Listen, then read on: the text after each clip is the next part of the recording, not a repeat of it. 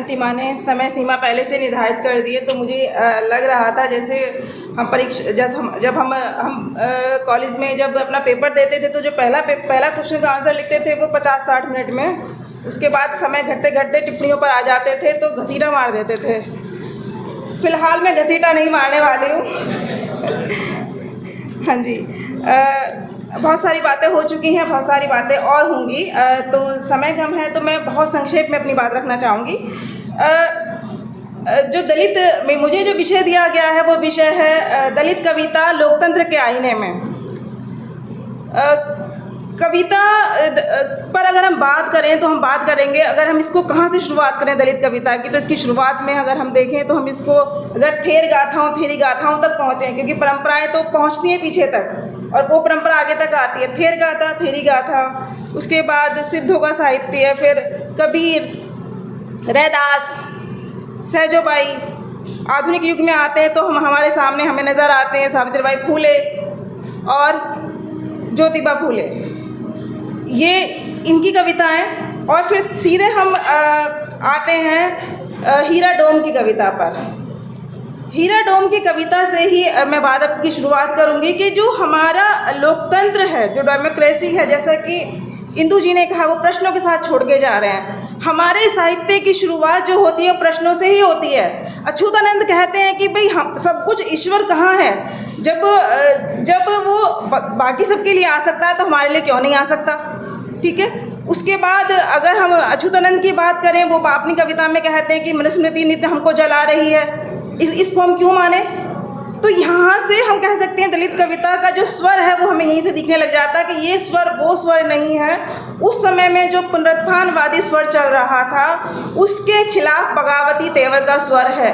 एक तरफ राष्ट्रीय आंदोलन चल रहा है, दूसरी तरफ सामाजिक आंदोलन चल रहा है डॉक्टर अम्बेडकर के साथ। उसके साथ उनके जो नारायण गुरु हैं, पेरियार है, वो उनके साथ वो भी उसी समय में ये सारे काम कर रहे हैं। तो जो सामाजिक आंदोलन हो रहे हैं, उन एक विचार पैदा हो रहा है कि समाज में समानता है। उससे पहले चाहे वो ज्योतिबा फूले हो, चाहे डॉक्टर अम्बेडकर हो, फ्रांसीसी क्रांति को वो पढ़ चुके हैं, समझ चुके हैं, उनकी समझ में आ चुका है कि समाज में लोकतंत्र स्थापित करना है तो समानता, स्वतंत्रता, न्याय और बंधुत्व बहुत आवश्यक है। इसी के साथ साथ ये विचार जो पैदा होता है तो उस विचार के साथ साथ हमारे साथ चलिए आते हैं आंदोलन। और आंदोलन क्या करती है, चेतना का प्रसार करती है, और उस चेतना के प्रसार से क्या होता है, साहित्य रचा जाता है, और साहित्य फिर आंदोलनों को एक दिशा देता है। तो ये जो संबंध है साहित्य का और आंदोलन का, जो संबंध है, ये लगातार एक दूसरे से कई बार हमें अंतर्विरोधी दिखता है, कई बार हमें विरोधाभास दिखते हैं, कई बार साथ साथ चलता है। लेकिन जितनी इनमें गुत्थम गुत्था होती है उतना ही साहित्य को और आंदोलनों को फायदा होता है। तो जो दलित कविता का जो स्वर है, उस स्वर में मतलब जितने प्रश्न किए जाएं उतना ही लोकतंत्र के लिए आवश्यक है। ये प्रश्न भी दो तरह से किए गए। पहला, जो लोकतांत्रिक मूल्यों की स्थापना की जा रही है, उन मूल्यों में पहली चीज़ है कि सामंती समाज की पुनर्व्याख्या। लोकतंत्र में जो कविता है, कविता किस प्रकार से उसने सामंती समाज की पुनर्व्याख्या की, जैसा कि मैंने अभी बताया कि अच्युतानंद के माध्यम से और हीरा डोम के माध्यम से। दूसरा वो काम करती है कि वो अपनी स्थिति की पुनर्व्याख्या सामंतवादी समाज के बारे में बता रही है कि किस प्रकार ये मनुस्मृति के विधान हैं जो हमको जीने नहीं दे रहे। दूसरी तरफ वो बता रहे हैं कि इसके कारण हमारा अपना जीवन कितना मुश्किल है, जहाँ हमारे पास अन्न नहीं है, वस्त्र नहीं है, शिक्षा नहीं है, तमाम सुविधाओं से हमें वंचित किया गया है। और इसके साथ साथ ही एक चीज़ और है कि ये जो हमारी लोकतंत्र की चेतना है, ये लोकतंत्र की चेतना आधुनिक चेतना है। इस आधुनिक चेतना में एक चीज़ है वैज्ञानिकता। ये वैज्ञानिकता कहाँ से मिली हमें, हमारी कविता को ये वैज्ञानिकता हमें मिली है हमारे जो गौतम बुद्ध है उनसे मिली है। जब वो कहते हैं कार्य कारण संबंध, कार्य कारण संबंध का मतलब ये है कि जो भी हो रहा है वो क्यों हो रहा है, उसकी दिशा क्या होनी चाहिए।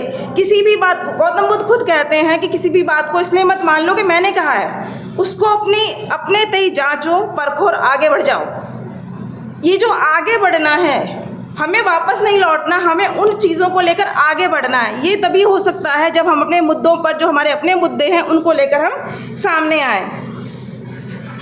जब ये हमारे मुद्दे सामने आए तो हमने क्या किया, मैंने जैसा कि अभी कहा कि हमने पुनर्व्याख्या की है चीज़ों की। तो जो मिथक हैं, जो दलित कविता में मिथक आते हैं, चाहे वो एकलव्य का हो, चाहे वो शंबूक का हो, चाहे वो महिषासुर का हो या कोई और, ये सारे के सारे प्रतीक जो है, या बलि का, राजा बलि का, ये प्रतीक जो परंपरा से चले आ रहे हैं, जैसे गुरु भक्ति का प्रतीक मान लिया गया है एकलव्य को, शंबुक को मान लिया गया कि वो तो तपस्या कर रहा था, और वो कविता में आया है, बहुत सारे कवियों ने लिखा है कि वो तपस्या कर रहा था, तो वो क्या, तपस्या का मतलब है कि वो ब्राह्मणवाद को सीधे सीधे चुनौती दे रहा है, जो काम उसका नहीं है वो कर रहा है। उसकी संतान क्या है, उसकी विचारधारा, उसकी विचारधारा का अंत हो रहा है, क्योंकि एक व्यक्ति वो काम कर रहा है जो कि इनके समाज व्यवस्था ने उसे करने से रोक दिया है।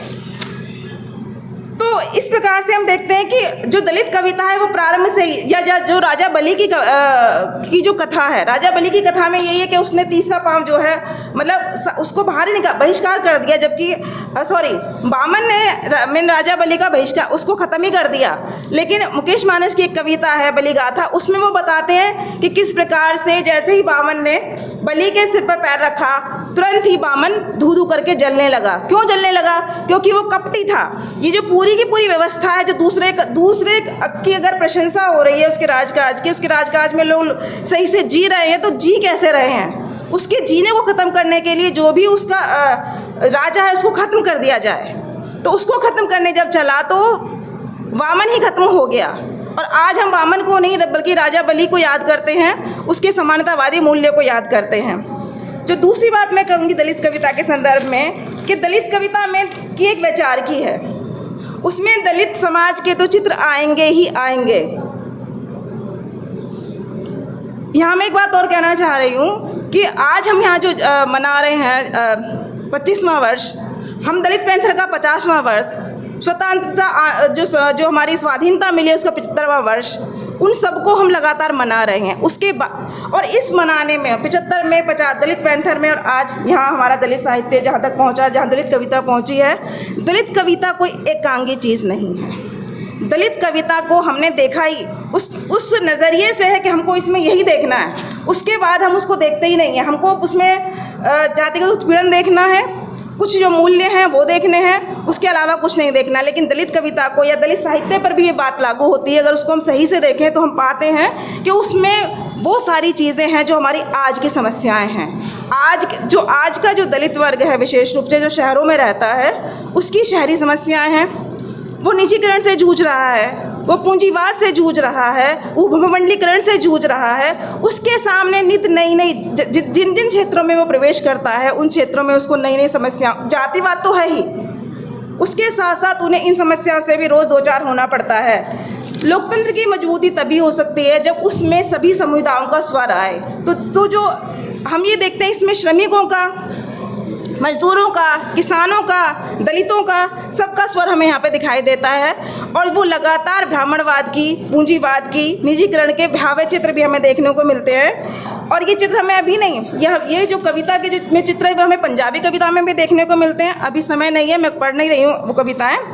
इसके साथ साथ जो शेखर पवार हमारे बहुत पुराने कवि हैं, उन्होंने उस मतलब 60+ से रिटायर्ड हो चुके हैं। हम कहते हैं कि हमारे पास स्वर नहीं है उस तरह के। उनकी मैं 4 लाइनें ज़रूर पढ़ूंगी। मुझे इतराते हुए दिखाई देते हैं टाटा स्टील, बेला जूट, अशोक लेलैंड या बजाज ऑटो, और भूख से भिलकता आम आदमी। अब ये जो आम आदमी है, ये जो तमाम समस्याएं हैं, ये समस्याएं किसकी हैं? ये दलित की भी समस्याएं हैं, और इन समस्याओं पर लगातार लेखकों ने अपनी कलम चलाई है। दूसरी बात, महंगाई आज के समय में हम रोज़ देखते हैं कि हमारी महंगाई लगातार बढ़ रही है। सुशीला टागोर ने इस पर लिखा है, किंतु सुबह होने पर हम सूरज को नहीं, उगती महंगाई को निहारते हैं और चिंता और उदासी में डूबकर अभावों से परे बजट को ठीक करने में व्यस्त हो जाते हैं। ये जो कविता है महंगाई पर, ये कोई उन्होंने आज कविता नहीं लिखी है, 20 साल पहले कविता लिखी है कि लगातार महंगाई किस प्रकार से हमारे आम बजट को बर्बाद कर रही है। हम रोज़ इसी ऊहापोह में रहते हैं कि कैसे इसको ठीक करें। मैं बस यहाँ पर सिर्फ ये बताना चाह रही हूँ कि दलित कविता जो है उसको संकीर्ण नज़रिए से ना देखा जाए। इसको आप दलित साहित्य पर भी लागू कर सकते हैं। मुझे मेरा विषय कविता का है तो मैं कविता पर ही केंद्रित हूँ। मैं बहुत सारी आपको कहानियों को उदाहरण में दे सकती हूँ ऐसे ही, ठीक जिसमें ये सारी समस्याएं ठीक वैसे ही आई हैं जैसे कि कविता में आई हैं। दलित जो लेखक हैं या दलित जो राइटिंग है उसमें वो अपने आप को कहते हैं कि हम सृजनहार हैं।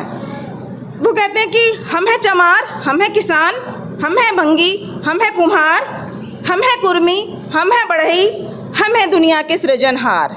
दुनिया को बनाने वाले श्रम का मूल्य स्थापित कर रहे हैं कि हम दलित वो हैं जिन्होंने श्रम किया है, मेहनत की है, परिश्रम किया है, इस दुनिया को वो एक रूप दिया है। वो बात अलग है कि उस पे कब्जा दूसरों ने कर लिया है। जैसा अभी मैंने बताया राजा बावन की तरह कि उसने पंडित बावन की तरह जिसने वो आया और उसने सारा का सारा खत्म करने की कोशिश की।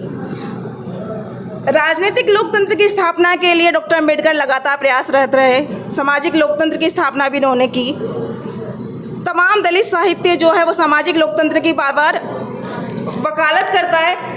इसके साथ साथ में क्योंकि जो हमारा राजनीतिक लोकतंत्र है वो हमको संविधान से मिल जाता है। समाज में जितने भी हमारे अपराध हो रहे हैं दलितों के प्रति, उन अपराधों के प्रति जो चेतावनी है, उन अपराधों के लिए जो संघर्ष है वो तमाम संघ कर रहे हैं, सामाजिक संगठन कर रहे हैं। एक चीज़ रह जाती है वो है पारिवारिक लोकतंत्र। जब दलित साहित्य की कविता पर मैं किताब देख रही थी, रजत रानी मीनू की किताब मैंने देखी, तो उन्होंने उसमें लिखा, जब वो लिखती हैं तो वो देखती हैं कि क्या सीमाएं हैं। जब उन्होंने वो किताब लिखी, वो उनका पीएचडी का काम है मेरे ख्याल से, तो एमफिल का शायद, तो उसमें उन्होंने लिखा कि उनको सारी जो लेखक है अमूमन वो सारे पुरुष हैं। इसका एक कारण ये भी हो सकता है कि पहले शिक्षा पुरुष को मिली, उसके बाद धीरे धीरे स्त्रियों तक पहुंची। शिक्षा का जो स्तर है वो पितृसत्ता है। उस पितृसत्ता की परतों को उघाड़ती है दलित स्त्री की कविता। यानी वो दलित स्त्री कविता कहती है कि जो आप सब लिखे जा रहे हो वो बाहर तो लड़ती ही है, वो अपने घर में भी बात करती है कि जिनसे आप जिस बात की आप वकालत कर रहे हो, समानता की, न्याय की, बंधुत्व की, उसमें हमारा चेहरा कहाँ है, कहाँ है हम, कहाँ है हमारी समस्याएं। इसीलिए दलित स्त्रीवाद हमारे सामने आता है दलित साहित्य के रूप में। मैं 5 मिनट तो लूँगी सर, 5 मिनट। मेरे 2 पॉइंट रह गए सर अभी, तो खाना ठंडा मिलेगा। कोई बात नहीं। पारिवारिक लोकतंत्र जिसमें कांचेलैया कहते हैं कि जो कांचेलैया ने भी कहा है कि जो समाज दलित संस्कृति है, जिसकी अगले में बात होगी अगले सेशन में, वो कहते हैं कि समाज के दलितीकरण की ज़रूरत है। दलितीकरण का मतलब हुआ कि समाज में जो श्रम का विभाजन है, जो थोड़ी लिबर्टी है, जो लोकतंत्र है, उस लोकतंत्र की ज़रूरत पूरे समाज को है। और इसी के साथ दलित स्त्रियां कविता में उतर जाती हैं। जैसे मैं नाम लेना चाहूँ तो बहुत सारे नाम हैं। पूनम तुषामड़ है, रजनी तिलक है, रजनी बिसोदिया है, अनीता भारती हैं, पूनम है, और तमाम तरह के लोग हमें दिखाई देते हैं। कौशल पवार हैं। तो इन सब ने क्या किया है, इन सब ने घर से ही विद्रोह शुरू किया है। पूनम तुषामड़ जब क्या कहती है कि माँ मुझे मत दो, वो कहती है कि मुझे मत दो, मैं नहीं चाहती, मैं नहीं पहनूंगी उतरन, मैं नहीं खाऊंगी जूठन, मैं नहीं मांजूंगी बर्तन, ऐसी जिल्लत ऐसा जीवन माँ मुझे मत दो, मुझे नहीं चाहिए ये जीवन जो मेरे पर थोपने की कोशिश कर रही हो। ये मुझे एक जो दलित साहित्यकार है वो लगातार कह रहे हैं इस बात को कि किस प्रकार से बाहर से लड़ना है। यहाँ दलित स्त्री कह रही है नहीं, पहले मुझे अपने घर में भी समानता चाहिए, बाहर तो चाहिए ही चाहिए, लेकिन मुझे जो समानता का मूल्य है वो मुझे घर से चाहिए।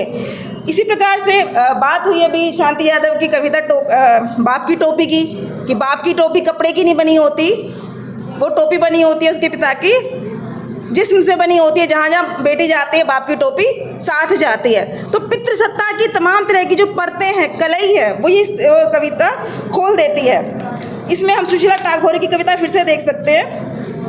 रजनी तिलक जो चौथा दायरा है इसका, व्यापकता की मैं बात कर रही थी। जो दलित कविता है वो इसके अलावा जो दलित स्त्री की कविता है, कोई भी स्त्री कभी भी किसी भी तरह का युद्ध नहीं चाहती, क्योंकि युद्ध उनके शरीरों पर किए जाते हैं, देही देश में हम देख चुके हैं। तो यहाँ पे वो रजनी तिलक जब कहती है हमें बुद्ध नहीं, हमें बुद्ध चाहिए, युद्ध नहीं, वो पूरी कविता में बार बार कहती हैं कि हम नहीं चाहते कि कहीं भी युद्ध हो, हम शांति से रहना चाहते हैं। और दलित स्त्री कविता बुद्ध पर भी प्रश्न उठाती है। वो बुद्ध को भी देवता जो भी कहा जा रहा था कि हमने महापुरुष बनाए और उनको फिर पूजना शुरू कर दिया, नहीं, कम से कम दलित स्त्री जो है वो तो ये काम नहीं कर रही। वो लगातार इन प्रश्नों से जूझ रही है और वो चाहती है कि वो लगातार इन पर प्रश्न भी उठा रही है। बस मैं एक बात और कहूँगी जो सबसे महत्वपूर्ण बात है, दलित कविता की या दलित साहित्य की भी जो एक सबसे बड़ी विशेषता है, वो विशेषता है जैसे भक्ति काल का जो साहित्य था वो अखिल भारतीय था, वैसे ही दलित साहित्य का स्वरूप भी अखिल भारतीय है। भारत की हर भाषा में दलित साहित्य, दलित कविता लिखी और रची जा रही है। इसका सबसे बड़ा, जैसे तमाम तरह के आंदोलन हुए, कविता, नई कविता, अकविता, जिसमें कोई वैचारिकता नहीं थी, सिर्फ भाषा का शिल्प था। शिल्प के आधार पर कोई साहित्य कभी चल नहीं सकता। साहित्य को चलाना है तो उसमें विचारधारा चाहिए, उसके मुद्दे चाहिए, तभी वो चल सकता है। लेकिन हमें तमाम तरह के रचनाकार, हमें यहाँ पर तमाम तरह के रचनाकार हमें देखने को मिलते हैं जो कि अखिल भारतीय स्तर पर दलित साहित्य की रचना कर रहे हैं। और दलित साहित्य की जो व्यापक स्वरूप है उसको हम इस रूप में देख सकते हैं। ये जो व्यापकता है, दलित साहित्य की व्यापकता, ये लोकतंत्र की मजबूती के लिए भी आवश्यक है, क्योंकि आवाज़ें जो हैं, आवाज़ों की जगह लोकतंत्र में जब तक है, लोकतंत्र है, चाहे वो घर का हो, चाहे वो समाज का हो, चाहे वो राजनीति का हो। और इसके साथ ही मैं